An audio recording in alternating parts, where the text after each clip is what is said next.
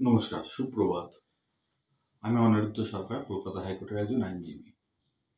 আজকে সকালবেলা আমার এই সাক্ষাৎকারটা দেওয়ার একটা কারণ, কালকে একটা বৈদ্যুতিক সংবাদ মাধ্যমে ডায়মন্ড হারবার এমপি মহাশয়কে কিছু কথা বলতে শুনলাম। কথাগুলো জাস্ট আমার পছন্দ হয়নি, তাই জন্যই আমি এখন এই মুহূর্তে এই প্রোগ্রামটি করছি। উনি জুডিশিয়ারির দিকে আঙুল তুলছেন, বারবার করে উনি বলছেন হাইকোর্ট, সুপ্রিম কোর্ট দুজনই নাকি বিজেপি সরকারের এজেন্ট। নিজে একজন পার্লামেন্টের মেম্বার, আইনসভার মেম্বার হয়ে তিনি কি করে এই কথাটা বলতে পারেন? ইডি, সিবিআই, ইনকাম ট্যাক্স সবাই নাকি বিজেপি সরকারের এজেন্ট, তাদের হয়ে কাজ করে, তাদের কথা মতো চলে। সেক্ষেত্রে দাঁড়িয়ে আমার প্রশ্ন, তাহলে আমাদের মাননীয় মুখ্যমন্ত্রীর পুলিশ, তিনি পুলিশ মন্ত্রী, যখন আমাদের ওয়েস্ট বেঙ্গলে পুলিশ কার কথায় চলে? কালকে সন্দেশখালিতে ভারতী ঘোষরা গেছিলেন, তাদেরকে কোর্ট অর্ডার নিয়ে গেছিলেন, তারপরও তাদের আটকানো হয়েছে। কি তার উদ্দেশ্য? কার কথায় চলেছেন তারা কি ধামাচাপা দিতে চাইছেন?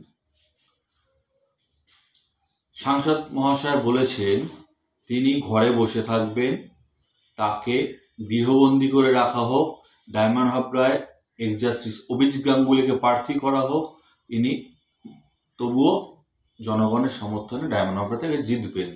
আরে বাবা, আপনাকে গৃহবন্দী করে রাখার কোনো প্রয়োজন নেই। আপনার জায়গা তিহার জেলে। অপেক্ষা করুন, সময় আসছে।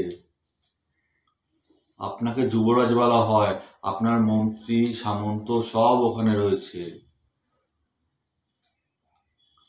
চিন্তার কোনো কারণ নেই। আপনি অবশ্যই, আপনার জন্য একটা ওখানে জায়গা রাখা রয়েছে যুবরাজ মশাই। আপনি যখন বলছেন কালকে সুকান্ত বাবু সম্পর্কে, দিলীপ বাবু সম্পর্কে, জাস্টিস গাঙ্গুলি সম্পর্কে, বিরোধী দলনেতা শুভেন্দু অধিকারী সম্পর্কে, তাদের সম্মান দিন। তারা আপনার থেকে পলিটিক্যালি এবং অভিজ্ঞতায় অনেক অভিজ্ঞ। আপনি ভুলে যান আপনার জায়গাটা তিহার জেলে। আপনাকে যুবরাজ বলা হয় কারণ হয়তো আপনার সোনা গয়না এদিক ওদিক করার ব্যাপার স্যাপার কাছে এসছে, হয়তো দু চারটে রানিও খুঁজলে পাওয়া যাবে, যেমন আমাদের কাছে খবর আছে দুবাইয়ের কিছু, অন্য অন্য জায়গাও খুঁজলে হয়তো পাওয়া যাবে ভবিষ্যতে, সেটা ভবিষ্যৎ নির্ধারণ করবে। কিন্তু আপনার জায়গা কনফার্ম, ডেফিনেটলি কনফার্ম তিহারি, কেউ আটকাতে পারবে না। জুডিশিয়ারির দিকে আঙুল তুলবেন না, আমাদের জুডিশিয়ারির ওপর যথেষ্ট আস্থা আছে, আপনার আস্থা নাও থাকতে পারে, তার কারণ আপনি জুডিশিয়ারির ওপরে নিজেকে মনে করেন আপনি যুবরাজ।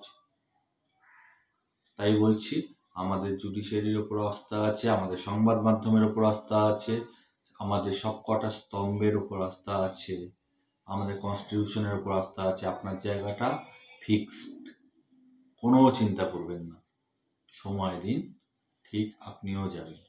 আপনার কষ্ট হচ্ছে, কেষ্ট আছে, বালু আছে, আপনার জন্য জায়গা রয়েছে, থাকবেন। কালকে সাক্ষাৎকারটা দেখলাম, অনেক বড় বড় কথা বলেছেন। আপনাকে ঘরবন্দি থাকতে হবে না, আপনাকে তিহার বন্দি থাকতে হবে। আপনাকে নিয়ে আরো কথা বলার রয়েছে, কিন্তু খুব সময় সংক্ষিপ্ত। বিস্তারিত আলোচনা আপনাকে নিয়ে করবো আরেকদিন। আপনি আলোচ্য বিষয় একজন। আজকে এটুকুই থাক। নমস্কার, ভালো থাকবেন, দেখা হবে পরে আবার যারা এই ভিডিওটি দেখবেন তাদের সাথে। নমস্কার।